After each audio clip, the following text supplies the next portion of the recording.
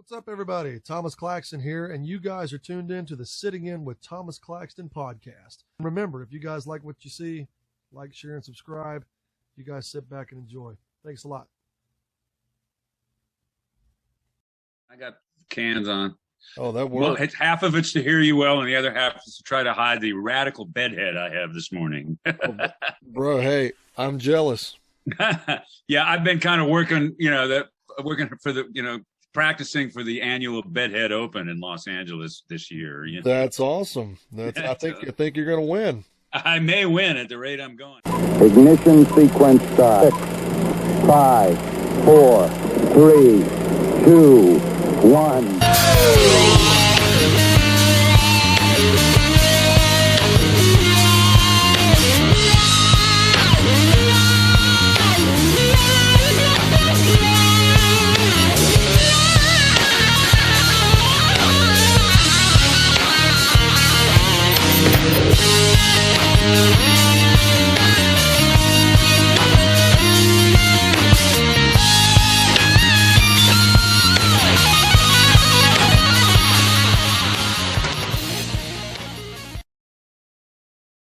So many people who ask me, what's next, and they get to that certain point and they just don't know where to go after that. And my whole thing about this podcast is to show people that outside of performing, there are many things that you can do inside the music industry. People think, if I didn't make it as a singer or I make it as a musician on a big tour, then I'm not cut out for the industry. And that's not necessarily true. No. There's lots of things you can do. One semester of soundtrack composing, and you'd be in the ballgame.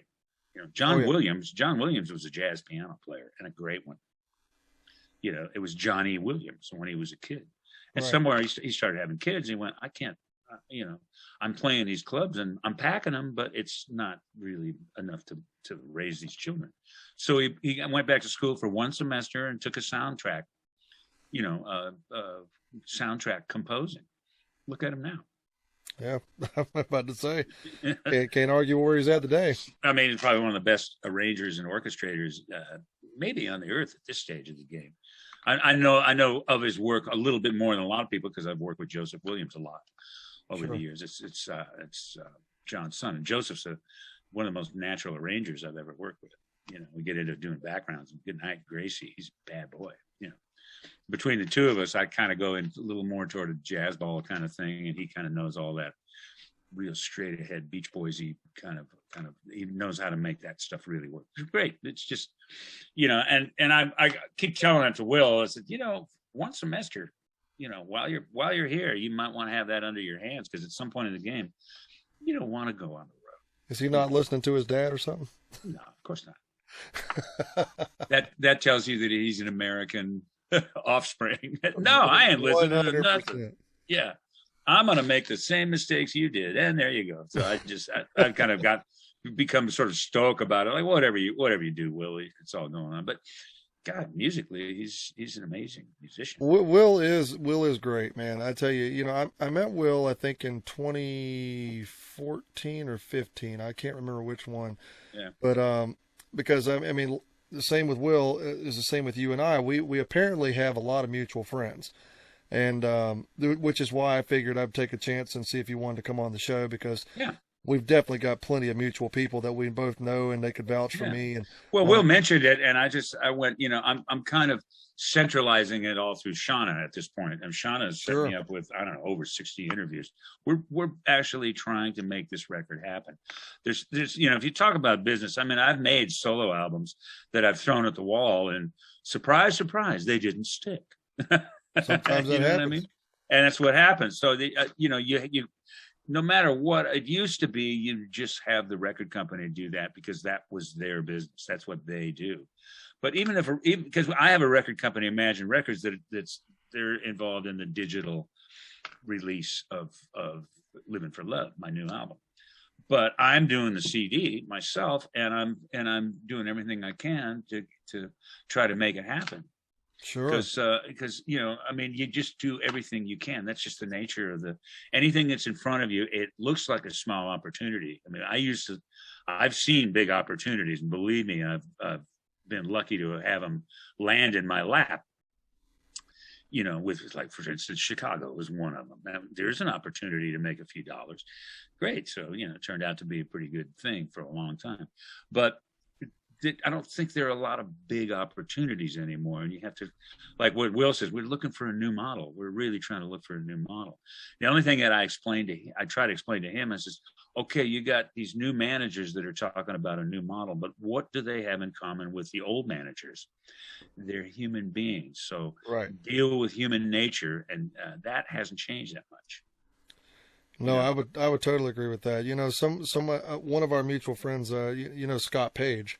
Oh, I love Scotty. Right, yeah. What a sweetie pie that guy is. Oh, totally, man. Scott, I tell you what, I've learned more from that guy in a shorter amount of time than I have from some people in my entire life. Scott's a brilliant mind. I mean, I think he actually kind of ended up doing some software stuff at one point. I can't remember what it was. I don't hang with him all that often because we just different circles, Sure. But the few times I did work with him, I just went, this guy's.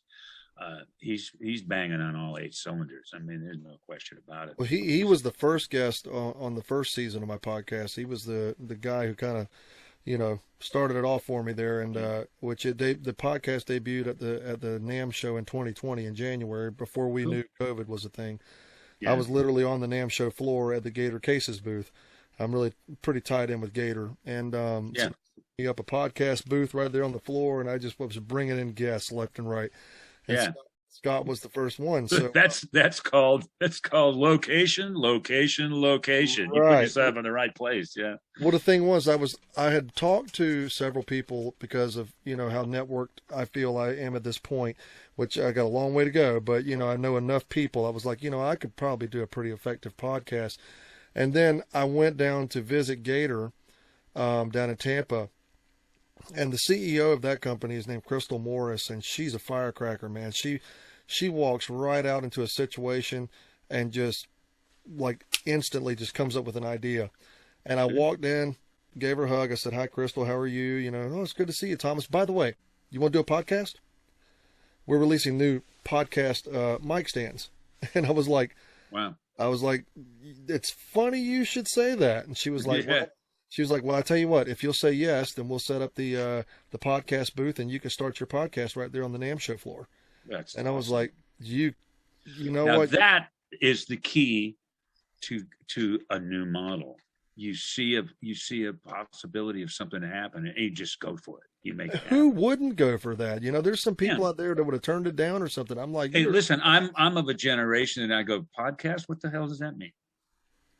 Tamara just put me on Instagram, and I still have no idea what it is. Just take a picture of yourself and smile every once in a while and hit post. It'll. That's about it. Yeah, I mean, I just all of that stuff. At some point of the game, I kind of went. The more time you spend with this, is like watching TV. The more time you spend watching TV, the less time you spend at the piano writing music. It's true. And Will had a thing a little while back where he was really kind of digging in pretty seriously to. Like day trading and learning that whole thing about, and he learned a lot, but it made him crazy, made him really nuts, because he wasn't doing enough music. Right. And a couple friends of mine over a period of time, Jerry Lopez from Santa Fe and the Fat City Horns. You ever check those guys out at all? I've heard of them. Sick band, boy. Unbelievably. One of the best bands on the earth. Awesome. But, and a dear friend, he played with my solo band for a long time. And George Hawkins, the bass player, passed away a few years ago. They both kind of went, well, music's not working for me right now. I'm going to get into financial, just consultancy. And they were both really good at it, but they were both going stark raving crazy because they weren't doing what they were put on the earth to do. So, I mean, we can all figure a lot of different ways to get going forward. But understand that music and creativity doesn't really pay a whole lot of attention. I've always said, man, I'm in the music business, or at least I'm in 50% of the music business, the first half, and it's, I'm not young by any means, and I'm still doing it. And I know a lot of guys at this point that have gotten, well, I mean, I know I can access all these, radio people all over the place, and I can do this and I can do that. I'm going, what have you written lately? Right. So I think this is just for musicians and young artists and musicians and players that are trying to get ahead, trying to get some visibility. Remember that it's because at some point in the game you will learn to get the visibility, and you'll learn how much you got to deal with it.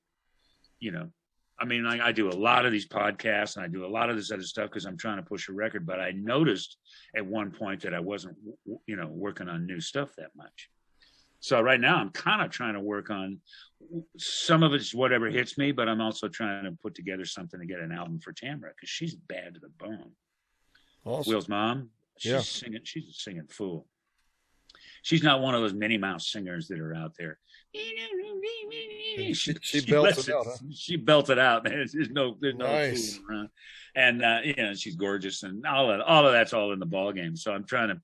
I think she really needs to get one out, but she's busy doing a whole lot of stuff, so it's hard to get her into on her own record. So Will clearly comes from good genetics. I mean. Well, I think the genetics are there, but people say, "Hey, did you teach him anything?" I said, "No, this is kind of something you learn as you go along. You usually don't learn that much from your dad. You learn stuff from your uncle so you can show off to your dad." That's true. That's very true, actually. And that's kind of a little bit of business that I realized. Hey, the acorn doesn't fall far from the tree. And Will said, "I don't want to hear that anymore." I had him playing with his sons for a while. He said, "I just don't want to hear that anymore." I said, "Hey, give it a year and the people are going to be going to me." He said, "Man, you're riding your kids' coattails." Yeah, I mean, I figured maybe, hey, man, if we go to Nashville, it's funny when we moved to Nashville, it's just kind of going, man, I'm having trouble breaking through over here. It's not going. Well, I was on the road a lot with Chicago, so I didn't really have a lot of time to really network the town, But and I said, man, it's pretty clicky here. He said, well, it was clicky in L.A. I said, that didn't seem as much. It's just, Dad, it's different. You were in the clique. Right. Seems real mellow when you're in it, but when you're outside of it. You're both kind of right, though. I mean, because the clique in Nashville is not the same as the clique in L.A. No. And take that from an outsider from both of them. I've spent time in New York, Nashville, and L.A., and all of them have very different cliques. Yeah, and no question about it. Nashville, man, I don't really know how to describe that one. I've gotten to where now, like, back in the day, you had to live in one of the big three or be there constantly, Nashville, New York, LA. And if you didn't, then good luck. But nowadays, with the click of a button, someone can see you in Tokyo in 5 seconds. Right. So, I don't live in any of those places. I'm about an hour outside of Savannah. And I just travel to those places, and when I'm done with them, I'm done with them, and I come back home. Yeah, I go back. Well, I found out that I'd get more out of Nashville if I visit it than I do living there. Absolutely, and the same thing with L.A. And let me tell you this too, like we were talking a little bit earlier about some of the politics and things that go on in California. But see, when I go to California, I'm there for maybe 2 weeks to a month, give or take, and I try not to pay attention to any of that stuff. Yeah. I just want to go there. I want to do my jobs. I want to enjoy the NAMM show if I'm going to that. I want to, play some gigs out there for the Hard Rock on Hollywood Boulevard, which I work for a lot of Hard Rocks around the country. And, Hard Rock Cafe has always been great to me.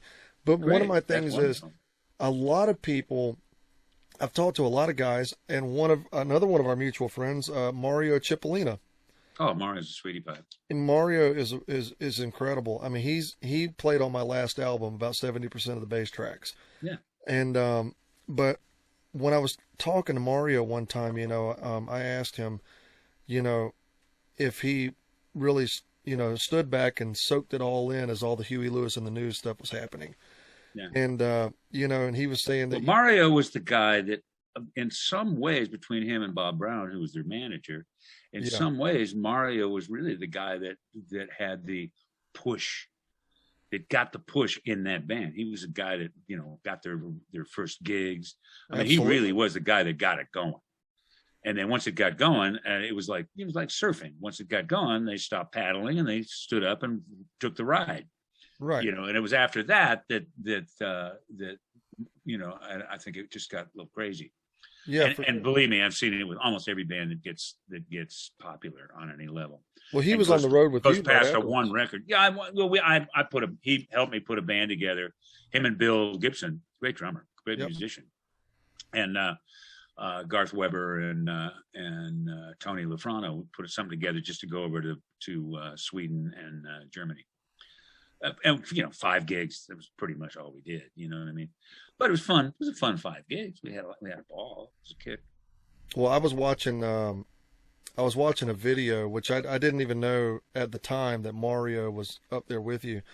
But I was watching this video of you back in the day. You were playing "In the Heat of the Night," which, when I was growing up, man, that was one of those TV show theme songs, that just always popped up. I was a big Carol O'Connor fan, and I remember watching. Well, they shot all that in Georgia.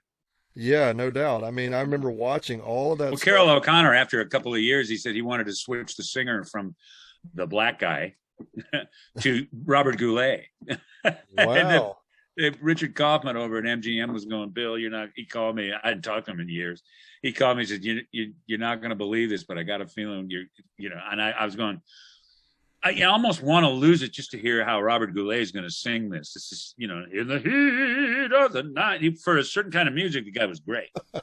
But for that, maybe not so much. You know what I mean? It was pretty great. Well, I was watching this video and you were playing it live and the camera panned over and I was like, that bass player looks real familiar. Yeah. And Mario's up there playing and I was like, dude, you didn't tell me you played with Bill Champlin, and yeah.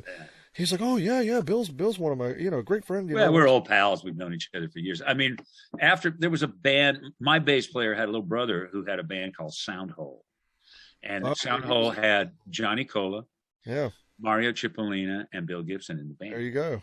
And then something came down and it was Danny Shalek. And Danny was the leader of the band and the guitar. And they merged with Clover.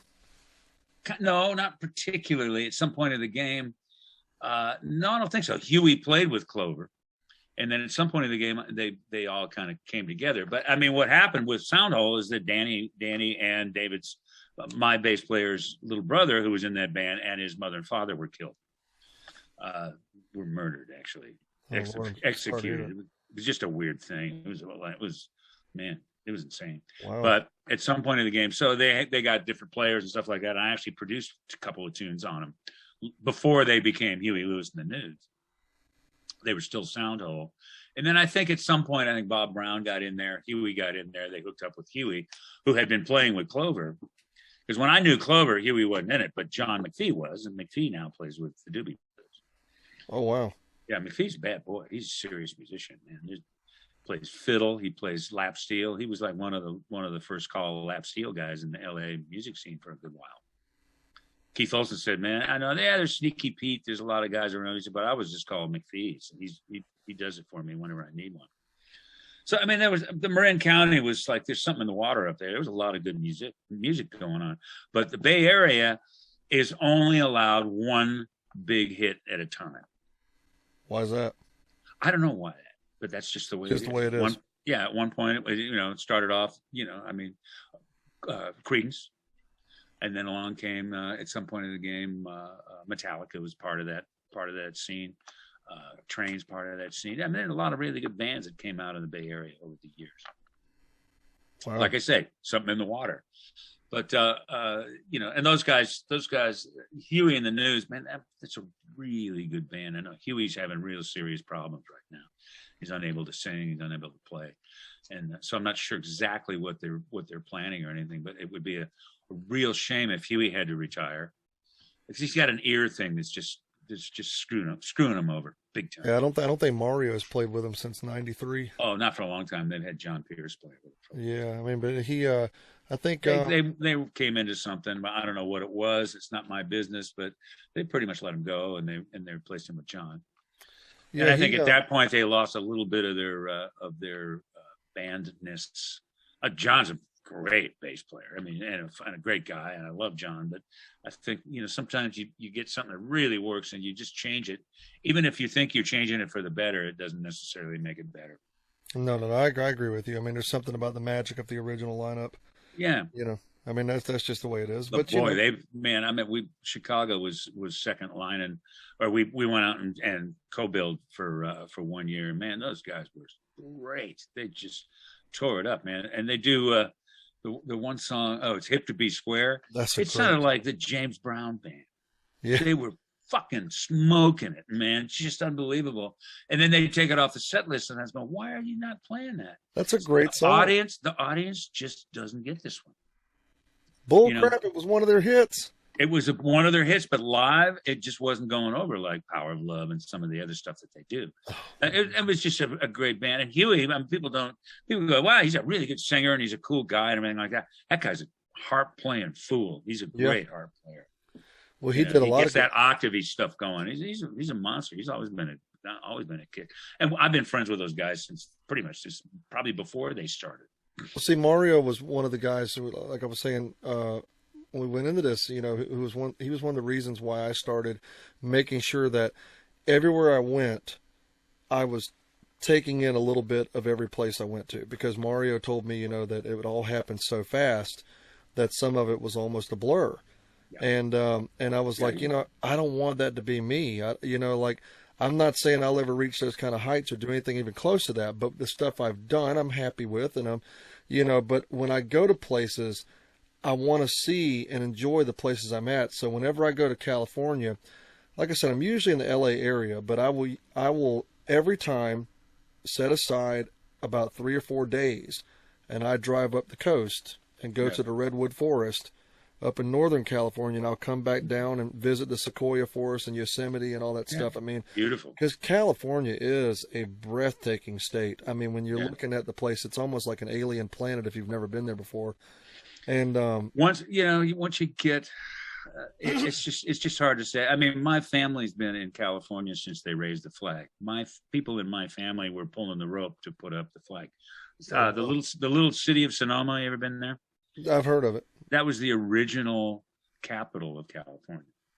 And they took it to Sacramento at some point. Again, why I can't say, because I mean, Sonoma County is just gorgeous. I mean, it's got all the wineries and all the other things. I tell you, so let's see, what year did you move to Los Angeles? I mean, I know you say you've been in California, your family's been there, but as far as LA goes, I mean, I kind of started my career. I mean, I grew up I was born in Oakland.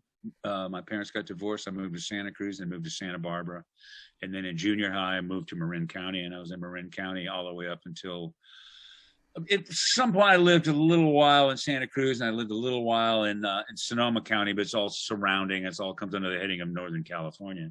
And then I moved to LA. I had been flying down to do dates in Los Angeles, 2-3 times a week. And I went, this is not the place for me here. I mean, I did a gig where we had, I think, New Riders of the Purple Sage was top billing the gig, and we second line the gig. And we had a night where our guitar player, Terry Haggerty, absolutely tore it up. I mean, it was the most innovative, the most cool stuff you've ever heard. And the audience was like, huh? And then New Riders of the Purple Sage came on there, and I think Jerry Garcia was playing with him. And he played his gorgeous tone. His tone was great. But he, kind of did the scales that he's always done. And everybody go, oh, it's beautiful, beautiful. And I just went, my music doesn't belong here. It belongs in L.A. So I moved to L.A. and started working. I moved 2 doors down from David Foster, and I was kind of hanging with David at the beginning of his career. So at some points, it's a good idea to get where you need to be. You know what I mean? Oh, 100%. We'd done an album with Keith Olsen when we were all living in Marin County, and a lot of the guys just chose to stay up there. And I kind of finally went, I'm done. I'm out of here. I'll see you later. This is just not working, So I came to LA and went after it a different way, It's like everybody, we talk about young kids that are starting. Try to find what's going to work for you and think of it as a new model. There you go. That's a great piece of advice. Yeah. Scott used to say this thing like, if you're going to fail fast. So you can, and I'm like, I like that, so you can move on, get where you need to be, sort of ties right in with what you're saying, Exactly. I mean, my music teacher always said, make bold mistakes because you'll be well aware of them. You won't be sneaking them by. You'll be well aware of them and you won't make them again. Absolutely. No, that's great advice. I mean, so when you drop a bomb right in the middle of the room, sure. Clams. We were working on an album actually in Nashville, and the guitar player we were using on the record was Tom Bukovac, great guitar player. And he listened to a take back and he says, hey, what is it? Red Lobster called. They want their clams back. I thought was the funniest thing. He said, let me take another run at that. Wow. Funny. Man, I pretty much just made a mess on the floor right where the guitar chair is. Let me just start this over again. We're really good. I mean, that's a good musician who can say, I wasn't that good on that take. You know what I mean? Oh, dude, hey, look, you know when you're on and when you're not. Yeah, exactly. That's just the way it is. I mean, and the, average people might not be able to recognize it. They'll walk up to you, oh, that was beautiful. It's the best thing I've ever heard. And I'm like, yeah, okay, no. Yeah. Well, that same music teacher that told me to make bold mistakes, he says, if you went in and you sang in the choir in a concert, which was one that we were just about to do, it was a high school choir, but he was really a good musician, great 5-string bass player, believe it or not. But and one of my favorite people, he passed away a few years ago, but his name is Bob Greenwood, really great musician. And the advice he always gave was like, hey, even if you sucked, somebody tells you were great, you just say thank you. You don't tell them that, no, your ears suck because you couldn't tell I was bad. They may have heard that you were bad, but they're just being nice by saying you were really great. Always just say thank you very much and just be as nice as you can. But see, I need to work on that. Yeah, if you sucked, know it and work on it so that the next time you don't. So I mean, it was pretty cool. Some of us he's also the guy that says every gig is a rehearsal for the next gig. That's true. I like that. Man, that needs to be on a t-shirt. Every gig is a rehearsal for the next gig. Exactly. If there are any more gigs, this whole year they've been horrible for musicians. Just horrible. And musicians were having trouble anyway because of the business itself. Now the record companies right now are doing quite well, but they're putting all their eggs in one basket. Right. If it's a company, they got one star, they're just dealing with making that the biggest thing in the world, and they don't have the bench that they used to have. Yeah, bench is an athletic term, but they used to be developing the next act so that when this act goes, you got somebody to fill the slot. So I think the record business is kind of known for not paying attention to where things are going. They're just, I'm on this and I'm going for it. I saw a movie once, I think it was a Clint Eastwood movie, and they were somebody was talking about this, that, or the other thing, and they were talking about financial stuff. They were talking, and I think it was John Malkovich was in the movie, and he was mentioning. Love John Malkovich. Yeah, he's a good actor, isn't he? And he was just saying, he says that, well, we're worried about the next quarter. The Japanese, we're worried and dealing financially with the next quarter. Japanese are dealing with the next quarter century. Yep. They're paying attention to where it's going. You know what I mean? And I think that's probably something that I know what movie that is. There was In the Line of Fire. In the Line of Fire, yeah. Yep. Yeah. It was when Malkovich was in disguise and just about to. What a movie, man! It was really good. You are literally the only person I've ever talked to that knows about that movie. Oh God, I love that. I mean, like everybody I throw it out there to these days, they're like, I don't remember that one. I'm like, oh man. It was funny because Clint's a great producer and director. I mean, he in his company Malpaso, however it's pronounced, usually is the producer of most of the movies he did. But on this one, he took a gig as an actor. Yeah. And did a great job. He acts in a lot of his own and Rene Russo, they were good people in that movie. It was great. He acts in a lot of his own movies that he produces and directs. I mean, almost all of them. Almost every one of them. Yeah. I mean, Gran Torino, all that stuff. Man. And guess what? He does the music. He plays. He had a guy, Leslie Niehaus, I think is the guy's name, did most of the music for him. I think he met him when the Dirty Harry movies first started. Wow. And I think he passed away a little while back. But Clint is very involved in the music. He was working at piano bars to get through college. He's a musician. Awesome. He's a great musician. I think he played some piano in the Line of Fire. He was in there. That was him playing. Yeah, that's he's no schlock. He knows his way around. I don't know him well, but you can tell he's got ears. I was jamming one time. He was in the audience. The jam was kind of going great. There was a guy sitting in on organ, and he just saw me in the audience and said, "Come here." And I went up and started playing organ, and the next thing I know, I'm look over and Clint Eastwood was pointing at me, going, "Uh huh." Now we're talking. Yeah. I see where this is going. He's a pretty cool guy. I know people that know him. It's just and he kind of there's one of these people, and I've met a few people, or I know of a few people. David Foster's one of those guys that always allow creativity to move things, to mutate things, and allow them to go where they go. Otherwise, you end up with the same record over and over again. Man, I'm a big fan of David Foster. I got to know, he's a monstrous. What was it like working with David? Well, he's just, he's funny. He's a great guy. He's just, he at some point in the game, he left me in the dust along with just about everybody else he knew, because he just took off like a shot. The rest of the world became aware of him. I chose him as my producer for my first solo album, and my management, which was Irving Azov and Howard Kaufman, and the record company said, that guy's never going to be anything but a session piano player. And I said, I think you're wrong. Yeah, no doubt. So producers shouldn't be the musicians that do it. I said, well, tell that to Leslie Gore. She hired, It's My Party and I'll Cry If I Want to. Mm-hmm. Quincy Jones. He's just an arranger. He'll never be a producer. Really? So I kind of fought him all the way down the line. I said, man, I'm sticking with this guy. You could get this other producer and this other producer. He just hired this guy to do the record. And you and David, I'm going to go straight to the horse's mouth. David's a monster. I've been working with him on a lot of stuff, and I realized this guy's as creative as it gets, and he's got this going on. He's one of the best piano players on the earth. Greg Matheson said one time, he says, David Foster's the best pop piano player on the earth. Because he comes up with really cool stuff.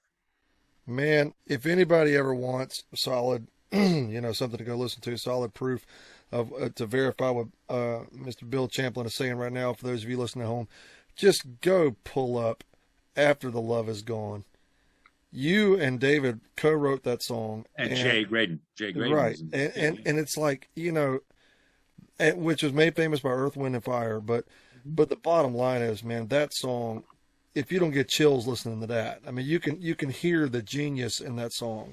It's just, the thing is, I think one of the reasons it hit so well on radio is people heard letter B, the pre-chorus, something happened along the way, and they thought that was the chorus, and then came chorus, and the chord change from is a B major 7 right to the C minor, which begins the other thing, begins the real chorus, and forget about it.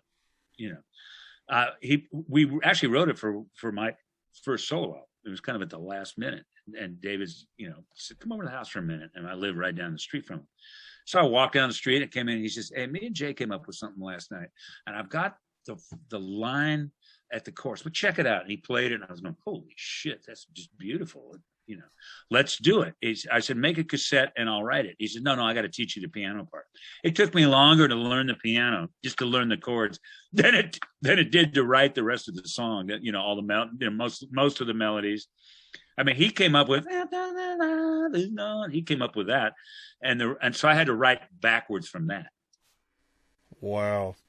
See, that's a story. Yeah, and David's just such a monstrously great piano player, and then Jay was really involved in getting the changes going to the solo, which was basically just I don't even want to give it to you. Without a piano, sure. It's hard to tell you what it's about. No, but, I think he's written some really, really good stuff over the years. Well, didn't that song win you a Grammy? Yeah, for best R&B. Best R&B song of the year. 2 years later, I won one with Ashley J. Graydon and Steve Lukather for George Benson's Turn Your Love Around. Let me tell you what, somehow, and I just said this to somebody else, Steve Lukather always makes way into a conversation on this podcast. Yeah. Luke's just bad to the bone. Luke is absolutely incredible. Well, on the demo for Turn Your Love Around, Luke played piano. Oh, wow. And I think I just on the demo, I think I played the bass, but bass Moog. But I think when they finally really cut the record, they had, I think, Jay Winding on piano, they had David Page on bass, and Jeff Porcaro programmed the Lynn machine.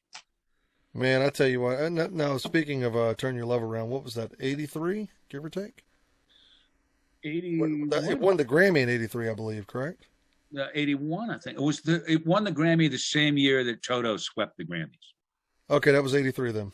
That was 83, or I think it was 83, but the Grammys are actually in '84. Right. Gotcha. Yeah. So and Toto just walked away with it, with pretty much everything. And we, in a way, we maybe shouldn't have got that song. We just had such great luck. The thing was out. It hit #1 right around the time that the radio stations all went into what they call the Christmas freeze, which they just take the charts and they leave them there for 2 weeks so that the program directors and everybody else can go have their Christmas. So we had 2 weeks at #1, and then we had basically a month at #1 because we hit the Christmas freeze. How's that for lucky timing? Wow, that is just really, really good. And and George is just wonderful. What can I say? I mean, I think he's a monstrous singer, and I don't even want to go into his guitar playing. Forget about it. It's funny because 3 guitar players wrote that song for him. Jay Graydon, who's a monster, Luke, we all know about, and me. I'm not great, but I play guitar. So all 3 of us wrote the song for maybe the best guitar player in the world, and I don't think George even played guitar on the record. Wow. That's it, but that's the thing, though. I talk to a lot of people, and I'm like, you guys really don't understand just who played on some of your favorite songs that you grew up listening to. I mean, I have people tell me, "Oh, Robert Lamb played such great piano on Hard to Say I'm Sorry." I'm going, excuse me. Nope. Not so much. Foster on the records that Foster did for us, he played piano on, I'd say, just about everything. Yeah. See, and that's what a lot of folks are not familiar with the term session musician, and I'm talking average people. These guys, David, the guys in Toto, Robbie Buchanan, Randy Kerber. There's a handful of Randy Waldman. There's a handful of cats that were just, we wouldn't have had. Jerry Hay in the horn section. Those guys rewrote the book. Greg Matheson was a big timer in that scene. And that was when a lot of records were being made. And I'd walk into a session and go, "Who arranged it?" "Greg, we're in. This is going to fly," And when I first came to LA, I didn't really have a lot of money. And a lot of people do that. And a month or 2 later, they go home because they're just not making it. But Jay and David were friends of mine. Jay Graydon and David Foster were friends of mine. At the time, they were doing a lot of basics, playing on the basics for a lot of different projects. And they just said to the producers, "Hey, when it comes time to get around to background vocals, you should get a hold of Bill Champlin." So awesome. Both of those guys really kind of helped me out getting my career started as a background singer. Not that I was in LA to become a background singer, but I needed to pay the rent. I'm about to say, dude, you like we talked about earlier, the door opens, you walk through it. Yeah, and it wasn't the big opportunity that I was hoping for by going to LA, star-studded. Hey, I'm going to be a star. I was sometimes those smaller opportunities lead to the big ones. Well, at some level it did, because I think a lot of the session players that were writers would bypass the whole thing of going through publishers to get a song that they've written to the artist. I mean, David was working as a piano player, just as a session guy for Maurice White, Earth, Wind & Fire. And they were running the tape back, and David was at the piano, and he just started playing the changes to After the Love Is Gone. Maurice came over and said, "What is that?" And he just kind of hold on the session. David said, "There's a song we're working for Bill." And, and then it's, Maurice said, "Well, let me hear it." So it had a cassette. They played it in the studio. And he says, "If Bill will agree to not put this on his record, we'll put it on." Then he heard the rest of my album, and he wanted to get 2 or 3 other songs from it on the same deal. If I chose not to do it, but that would have been, a third of my record. Sure. So I said no to that, and that's just one of my what I look at as that was a Suzanne Summers career move right there. You know what I mean? Big time. Yeah, maybe I should have just given him the whole album, and I would have, and that would have had me with a good portion of one side of I Am, which is a really big record for those guys. For sure. But After the Love Is, I'm fine with that. It's a perennial. You know what I mean? People really love the song. It's been covered 5 million times. It's a great song, man. I mean, it just is. I mean, the song, like I said earlier, it gives me chills every time I hear it. And that's that's the thing. You should hear Jay Graydon's version of it. It's on an album called Airplay for the Planet. and I'm singing lead on it. It's sick. Foster's playing piano on it, and it's just Okay. it's just, I'm gonna listen to it as soon as. yeah, it's really beautiful. I mean, and Jay's he's a real serious nitpicky producer. It's got to be dead perfect. Jay Graydon has made perfect records. Remember DeBarge, Who's Holding Donna Now? Yeah. That is a perfect record. If you ever hear it again, just listen to it, and everything fits just like that. It's, and it's great. I mean, hard guy to work for because he's pitch conscious like more than anybody. He'll listen to a vocal back soloed. Kind of hard to sing it solo. At some point in the game, I kind of went, Jay, if you listen to it soloed, you're not tempering certain notes. I mean, Bach invented the piano for a reason. Right. Some of that's why you have a string on the left and a string on the right. One's A440, one's A439, and one's A441. And as you ascend, you hear 441. As you descend, you hear 439 or backwards. I'm not sure exactly how it works, but you do that. You do that with a vocal. Sometimes a major 7 isn't necessarily the same note going up as it is going down. And if you listen back soloed, you won't hear that. So it'll still sound wrong. You put the piano back and you go, something's wrong, man. I know it's in tune, man. I checked it on the machine. The machine's not going to help you. You got to temper it. So, Jay and I have gone through that a million times. But, I mean, this song took me 3 days to sing this song for Jay. And it wasn't because I was necessarily singing bad, but it was because he was beta testing ADATs. And he had 3 of them in link. So it would go... It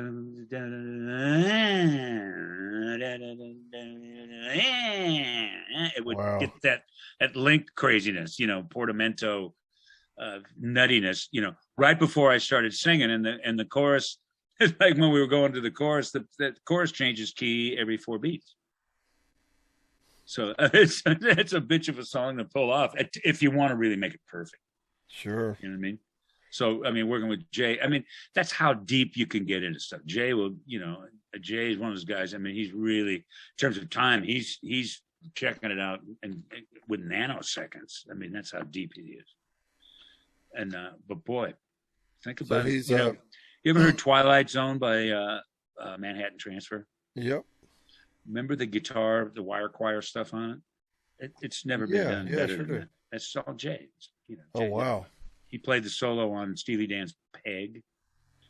What a great song. Insane guitar player.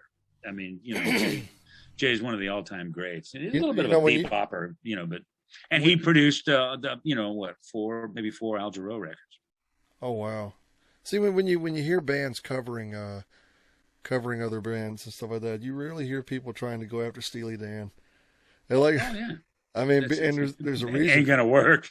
Ain't gonna work. Exactly. It's like, I mean, that's it's weird. Just the other day, I saw something, and nobody mentioned any names, but it was Pat Metheny talking about, when I was younger, I was playing with musicians that always told me, find your own thing. He says, now I'm looking around, I'm seeing musicians that are.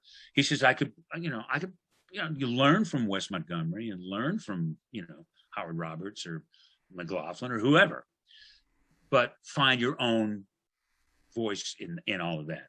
And then you turn around and you look at, before this pandemic came down, the only live musicians that were getting gigs were tribute bands. Yeah. Other than players that are, Bill, Chicago or Doobie Brothers or Earth, Wind and Fire or whatever. I got a story for you. A lot of tribute bands out there. And there's some really good ones. There's a Chicago tribute band from Russia called Leonid. Perfect. They play the shit better than Chicago does. But learning how, spending your career learning to be a really good Xerox copy of something, it's just, I never really got it. I had people telling me, especially with Chicago, you got to sound like somebody else. I can't. Hey, I'm glad anybody's working, especially if they don't have record deals and they're not getting publishing coming in and they're not getting all of that stuff. The only way they can, baby needs shoes. The only way they can do it, in a lot of ways, the only way you can do it is to do a tribute thing. And it's like, yeah, no. I'm kind of going, why should I do that? I was playing with Danny Seraphin for quite a while. with what he calls CTA, or California Transit Authority, and great musicians in it. But and there's certain songs that I did with Chicago that I still perform. Sure. People, people expect that, and I perform. When I do perform, I do, After the Love and Turn Your Love Around, and some other stuff that you do Hard Habit to Break. Oh yeah, absolutely. That's a great arrangement, isn't it? Yeah. To this day, Foster still thinks that may be one of my best. Really, you nailed that one. That's a great song. I like that. Several of the tunes you did with them was that one, and Look Away was another one. I Don't Want to Live Without Your Love. I mean, those were all Ron Nevison productions. Straight ahead. But you were vocals on those, right? Oh yeah. Yeah, those are just amazing songs. Well, the band didn't particularly want it, but the producer did. I think Ron knew my voice from somewhere else somehow. He said, "I want to use that guy. I want to get that voice." And Look Away is still one of the biggest records they've ever had. Yeah, those are just incredible. No horns on it, so I mean the horn guys have been, well, let's get this off the set list. Going back to the tribute band thing, though, I mean, I've come across musicians, like, I believe there are chameleon musicians just like there are chameleon actors. Like, some people are like Gary Oldman. Like, if you gave Gary Oldman a role, he's going to be whatever that role needs it to be, and he can blend into anything you throw at him. It doesn't matter what it is. Look at the work he did in True Romance. Right. I mean, and then the work he did with the English Prime Minister. I mean, well, the thing is, man, he's been everything from Commissioner Gordon and Batman to Dracula. Yeah. I mean, come on, he's going to be able to play anything. But then you've got guys, Sid and Nancy. Yeah, right. Yeah. But then you've got actors like Jeff Goldblum. Jeff Goldblum is Jeff Goldblum in every single movie he's in. It doesn't matter what it is. He always sounds like Jeff Goldblum because he found his own identity in it. And I'm not Jeff was in two of the biggest movies ever made. Right. I mean, it's hard to argue all the Jurassic Park stuff and Independence Day. Yeah, I mean, there's something to be said about having your own scene going, and being who that is. I think it's some of the stuff that Matheny was saying. At some point, you have your own thing. Then you have these kind of actors that are so well trained. Gene Hackman. Oh yeah. Robert Duvall, Robert Downey Jr. There's a handful of great people out there that really know what they're doing, and the same thing holds true with musicians. A friend of mine, a guitar player in Nashville named Tom Hemby, he puts together. They do an Eagles tribute, they do a Sting tribute, but he has his own band, right? Mostly an instrumental, fusion-y kind of thing. Unbelievable. It's got Mike Whitaker, Keith Carlock, Adam Nitti, Mark Dewitt, and him, and it's my favorite. It was my favorite band in Nashville, and so he'll do these other tribute things, but just as a thing to do. If it's just a matter of it's a thing to do, but if you're living doing that. When I was playing with Danny, it was like great because we were doing some stuff off of his albums, but those songs started going away, and all other Chicago songs started showing up, and I was kind of going, it's feeling wrong to me all of a sudden. It was okay for a while. It was happening for a while, but it's just feeling wrong. So I bailed out. I don't think it's not the right thing for me at the moment. And I wasn't physically really able to do a whole lot. I've just gone through cancer and all that other craziness. Wow. I had a pretty bad year in, I think it was 15 or 16. I was diagnosed with very aggressive cancer. And the next day, my older son passed away from very aggressive. He had esophageal cancer, and I had prostate. Sorry to hear that. Yeah. So I had to do surgery, and then radiation, and then chemo, and I had just an ugly ass year. And at some point, a lot of different things started happening, and I had a couple of years where I was just, hell, I mean, where's Bill? Well, which hospital is he in now? Man, I was having a rough time. I'm kind of back. I seem to be okay at the moment. Well, that's good. But at some point in the game, I was kind of like, well, I can't really play right now with CTA because it's not really, I'm not physically sort of able to at the moment. And then I went, now would be a good time to bail out anyway because I kind of wasn't digging where the set list was going. So, and I went, I'm kind of done with that. I know the songs I got to sing when I'm appearing as myself. from that era. But for the most part, I don't really have any desire to play Call on Me at this point. Yeah. But well, now, so that happened, and but then you started working on your new project. Well, the new project is, Living for Love. I mean, we did an album with Tamara. I mean, it actually started off, I was working with a friend of mine, Gary Falcone, on a solo record. And then, at one point he says, "Hey man, why don't you sing this line?" The producer's been known to go in, as an appearance on the album. And I did this, I did that. And Tamara and I ended up writing a good portion of it. We began to realize, hey, whether we like it or not, we got a band. So we called it Wonderground, and we put together a record. And that was really cool. But it was, as a producer, I kind of was really trying to leave a lot of space for Gary and a lot of space for Tamara. And the record was good, but it wasn't really catching air on any level. And, we were about to maybe do another one. And I was working on a song, actually the song Living for Love, just me and an acoustic guitar, TV's going, just kind of fooling around with it. And Tamara said, "What's that?" I said, "Well, it's just a song I'm writing for no particular reason." She said, "Bill, time to do a solo album. There you go. You're 12 years overdue. You need to put one out." So, and right around that time we were locked down, and I got a Pro Tools rig in my house. So I went ahead and started going to work. Why not? Picked some stuff that was already halfway recorded. And then, I went and got Bruce Geitz sent me a track called Reason to Believe. We ended up calling it Reason to Believe, that had George Hawkins on it. I was going, oh, great, we can get a song with Georgie on it. Because George was one of my favorite bass players, singers, songwriters. I mean, he and I and Bruce Geitz co-wrote a lot of my last solo album, but George is no longer here. So Bruce pulled a track that he had from maybe 5 years before, when George was still living in Nashville. So maybe even more than that. They got Vinnie Colaiuta on drums. Kaboom. The minute I heard the track, I went, oh my God, we're writing this one right now. So that ended up being the opening track of the record. I said, if I'm doing a record, I got to call Greg Matheson. I got 3 Matheson pieces on the record. So, and one that I wrote with Andreas Carlson, who's a major, he wrote all the, co-wrote a lot of stuff with Max Martin and Christian and the guys from Chiron in Sweden, and he wrote a lot of Britney stuff and a lot of Backstreet Boys and Celine Dion, different things like that. So I mean, he's an old dear friend of mine. So doing the new album was, it was kind of, once I decided that that's what I was going to do, all of a sudden my friends started showing up out of nowhere. I got Mark Russo to play on some of it, and oh my God, you also had one of my favorites on there was Steve Porcaro. Steve played on a song called a Stevie song, and Steve Porcaro just tore it up. He's just such a good musician. Any of those dudes from Toto, man. Yeah, I don't care. Yeah, I mean they're badass, and we all know they're badass.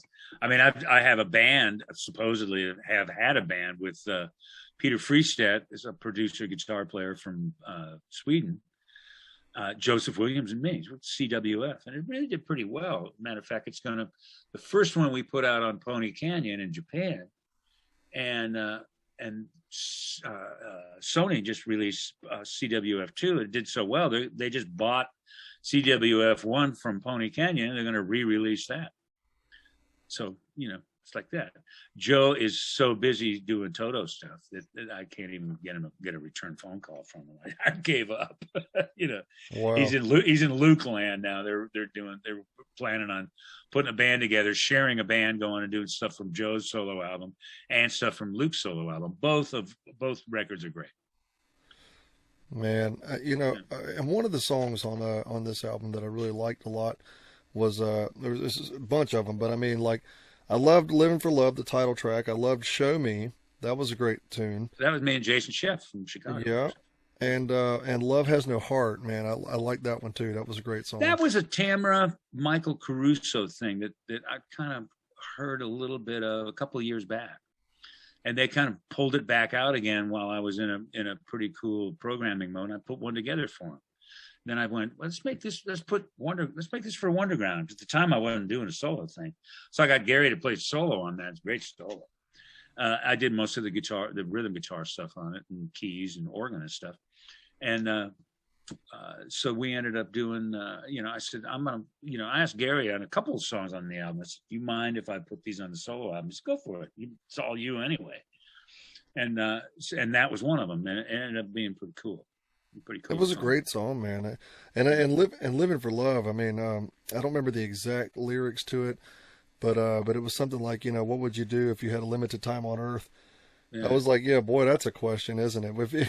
If you knew how much time you had left, what would you there's do? a lot of that album. If you listen, you kind of got to listen past it, past the grooves, and the grooves are deep. There's some really cool stuff on it, and there's some sort of straight ahead pop songs on it, which is great. Which is what I've I've written. Yeah, I've done that. There's nothing wrong with them. I usually kind of take the bridges elsewhere if I can. Try to make it a little more interesting. But a lot of there's a kind of a recurring theme that I wasn't even aware of when we were putting the stuff together. Because as a producer, you spend more time thinking about where's the snare going to hit than what the song's actually saying. There's one song for sure, one or two songs are really personal. I mean, somebody said, if it isn't personal, it isn't art. And one of them is Another Lie, which is really kind of about my relationship with my older son before he passed. So it's pretty deep. If you know the story, it's like, whoa, wow, this was something. And the last song on the American record, at any rate, a song called My Time, which is pretty deep also. It's, but Living for Love had a lot of those truth lyrics. Yeah, no doubt. Truth. We're talking about truth. There's one line, and I forgot I'd even written them. When it doesn't work when you're plagiarizing, because when you look inside, you're going to find somebody else.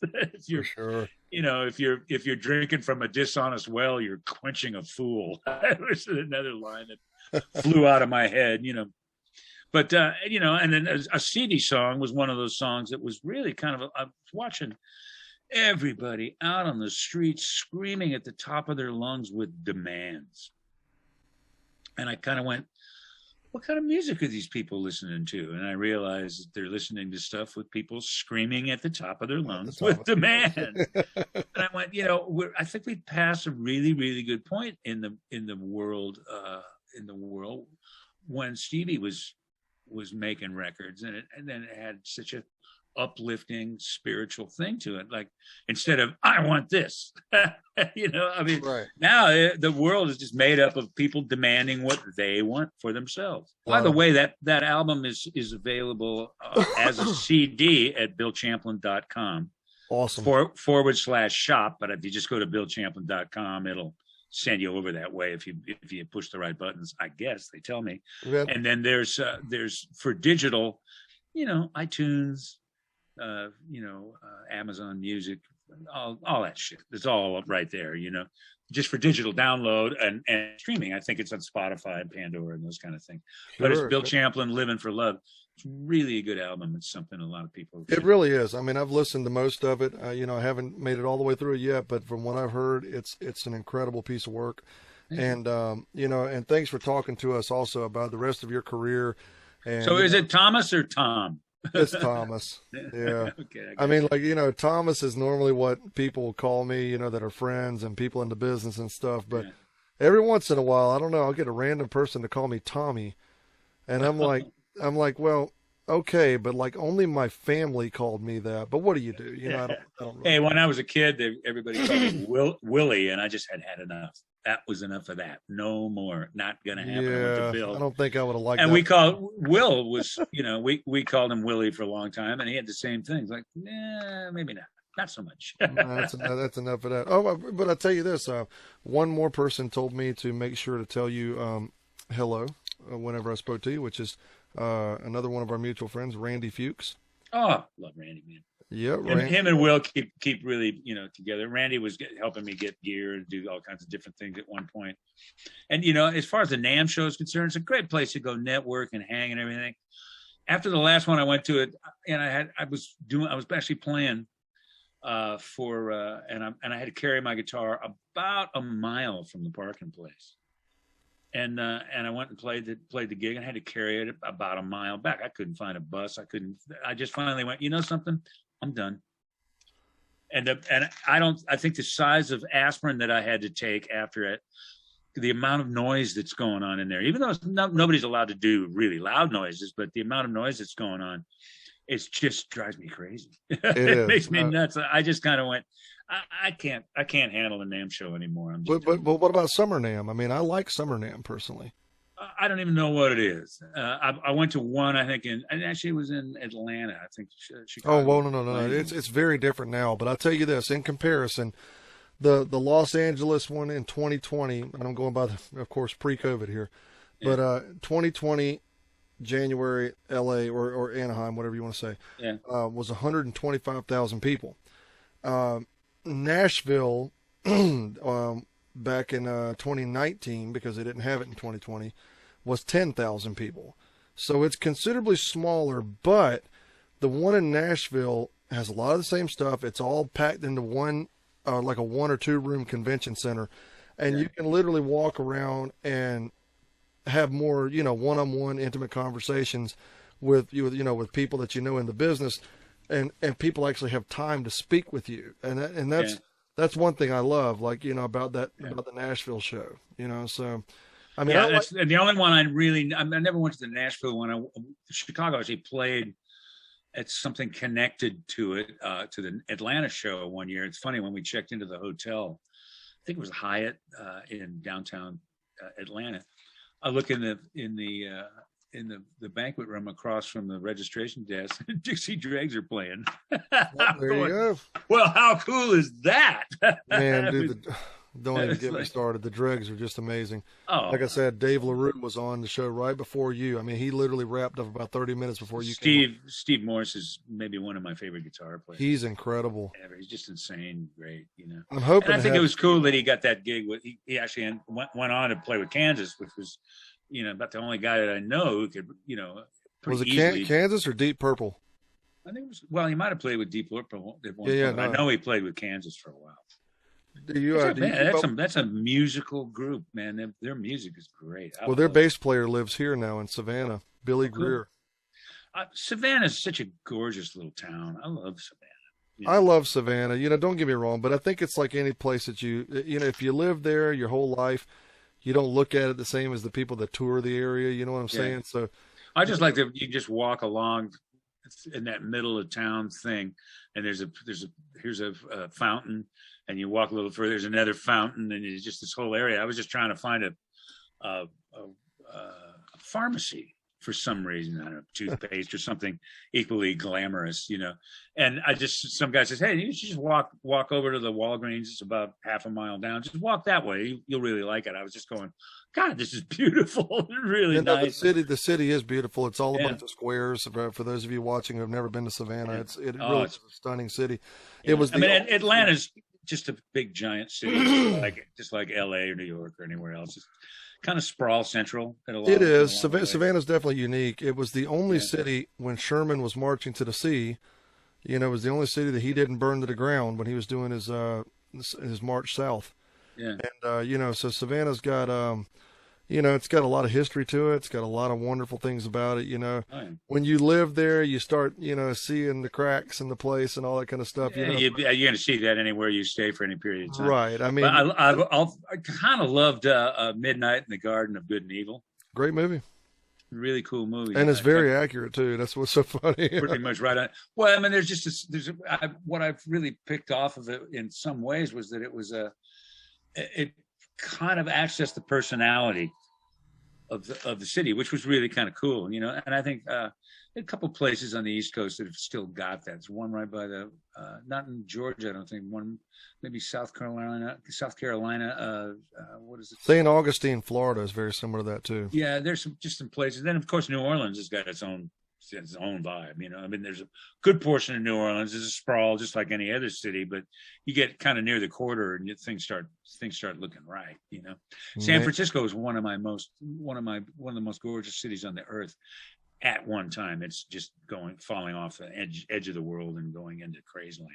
But I tell you what, man, getting that picture with the Golden Gate Bridge, I've done that, seeing that. Yeah. I've toured Alcatraz and all that. I've done the tourist thing, So. Yeah. I mean, when you're just looking at it from those eyes, it's like, wow, this place is beautiful. Well, I kind of grew up, at least musically, on the other side of the Golden Gate Bridge in Marin County, and that's where Huey and the News started and Clover and all that. Is that the San Rafael area? Yeah, it's really swinging. It's really Yeah. beautiful. But I mean, just like anything else, it is Northern California, which is lunatic central. It's the lunatic fringe. Not even politically, just generally. I mean, I've had people say, you do know that there's whole alien cultures living 20 feet below us and underground, and fully believing it. Oh man, were they giving you the lizard people conversation? Oh, the whole thing. I'm going, really? Well, what happens when somebody sinks a well? Hey, bro, you got to put on your special glasses like Roddy Piper did, and They Live. He walks in, he puts on the glasses, he could see all the aliens. Remember that movie? Yeah, kind of halfway. I don't think I said that. Movie was hilarious. He puts on the glasses, and when he puts on these special glasses, he can transparently see the people are not real. They're all aliens. Yeah. And he walks into this one place after he decided to attack all the aliens, and he's got a baseball bat, and he goes, "I've come here to chew bubble gum and kick ass. And I'm all out of bubble gum." And he just starts kicking these aliens' asses. It's so hilarious. Just takes a bat to him and lets He it fly. takes a bat to him. It's so damn funny. Well, since you're here, maybe you don't know about Babe Ruth. I'm going to teach you right now. Right. Well, the thing is, this is like a Hank I think Aaron or John whoever. Carpenter did this movie. I mean, it was just crazy. It was just like Carpenter. But anyways, great movies. Anyway, Bill, listen, dude. you're Thanks, a Thomas. brother. No, it's really been a pleasure and an honor. I hope this is not the last time we get to talk. You know where I am. You can find me. Well, I appreciate you so much. I really do. And what would be fun one day is to get you on here with some of the mutual friends. Hey, let's get Mario on again. And when's the last time you spoke to Mario? Actually, we were kind of emailing back and forth about a week and a half ago, 2 weeks ago. Oh, great. That's I awesome. sent him an album. He's busy trying to finish his album, so he says, "I'm not going to be able to listen to it till I finish my album. I don't want any other music to affect what I'm doing." I'm going, well, I'm totally the other way around. I don't do an album without listening at least once to Dirty Loops or Jacob Collier or somebody really badass. You know what I mean? Sure. Well, that's what we need to do one day, man. Get a bunch of the guys on here. We're all buddies and everything like that. So maybe we can make that happen sometime in the near future. But an engineer friend of mine way back in Marin County in the old days just said, "Hey, just remember the razor blade's still the best EQ in town." That's when we were all dealing with tape. It was, man, I got a problem with that section, man. There's something wrong with it. Hey, blow out the section. Oh, okay. Well, there you go. No problem. Done. Got it Thank done. you Anyway, so much, dude, thanks, Thomas. We'll talk again soon, my friend. Have a good one. Okay, be good. See you Thank you. soon. Bye.